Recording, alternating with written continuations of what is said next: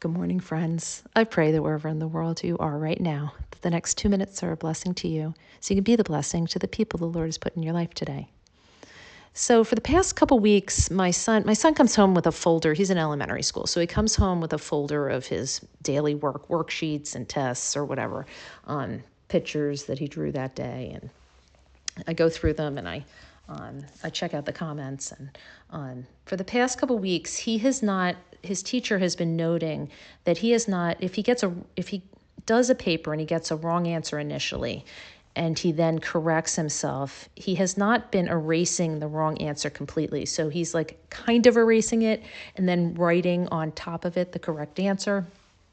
And his teacher has noted repeatedly that he needs to erase fully before he corrects himself. And he takes like a half a point or a quarter of a point off.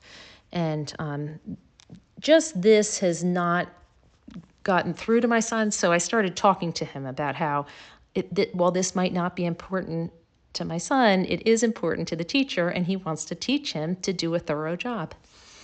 Well, simultaneously, we read the Proverbs, when I can get my act together, in the morning to our kids on like the day that is. We'll be Proverbs 5 on the 5th of the month. And anyway, yesterday we happened to have our act together, and we read Proverbs 12, which reads, "If you love learning, you love the discipline that goes with it. How short-sighted to refuse correction." And that's the message, because I thought it read better. But in my daily devotionals, I also was reading Oswald Chambers, who has this wonderful quote. He says, this is not a quote from the Bible, it's a quote from Oswald Chambers. It says, "God always instructs us down to the last detail. His voice is so gentle that it's very easy for us to ignore." And I was thinking about how in my life, when I read a daily devotional or I happen to do a Bible reading, or I go to church on Sunday and hear about something, it tends to crop up during the week, these scenarios. Like, for instance, the other week I was reading a passage at the end of Romans about judging people. And for the last couple of weeks, I've been running into situations where this small voice is whispering to me, "I know you want to judge somebody, but that's not for you to judge." And then I have to acquiesce to it. And it's the same as Eric's teacher writing in the margin, you need to erase completely.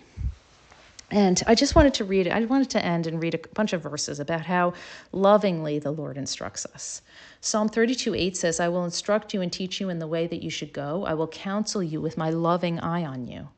In Isaiah 30:21, it reads, "Whether you turn to the right or to the left, your ears will hear a voice behind you saying, 'This is the way, walk in it.'"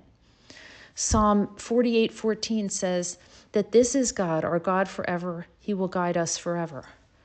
John 14:26 says, "But the advocate, the Holy Spirit, whom the Father will send in my name, will teach you all guidance." And I pray that whatever he's teaching you today, whatever he's been teaching you this week, I pray that you would just let him lovingly instruct you as you stay in or go out today and be the blessing. Until next time, Katie.